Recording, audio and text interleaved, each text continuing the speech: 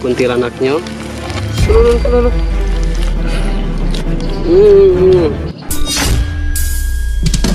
Nanglat kong mahakampa. Hoy, Superboy! Puro kakaldag. Gawin mo nga ng vlog yung lalaki na nag-viral sa social media na kumain ng paa ng tao. So what's up mga ka-super? Viral ngayon sa social media ang lalaking ito dahil di umano kumain ng paa ng tao. Kung kayo hindi naniniwala sa mga kwento-kwento o haka-haka, panoorin ang bidyong ito hanggang dulo. Kuntilanak nyo.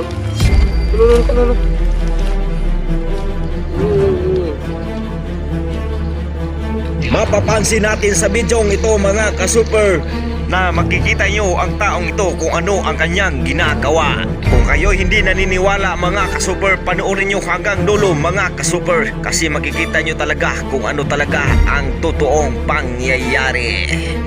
Dito mga ka-super, masaklap ang pangyayaring ito mga ka-super dahil dito naglalakad muna ito mga ka-super at dito muna niluluto ang alam nyo na mga ka-super. Ito mga ka-super, kinain na niya mga ka-super. Pero sa simulang pangyayaring ito mga ka-super, nagkahanap muna siya ng kanyang malulutuan at siyempre dala-dala niya ang itak at ang paa na to at ipinakita pa niya sa video na dala-dala niya ang paang ito mga ka-super. Kung kayo hindi talaga naniniwala sa bidyong ito mga ka-super, panoorin ito hanggang dulo mga ka-super. Ito mga ka-super, naglalakad muna siya mga ka-super at naghahanap ng panggatong. Ayan mga ka-super, tingnan nyo ang kanilang mga lugar mga ka-super, sobrang ganda ng tanawin. At siyempre mga ka-super, dalawa lang sila dyan mga ka-super, siya at ang kanyang cameraman. Ayan mga ka-super, nakahanap na siya ng kanyang pupistuhan.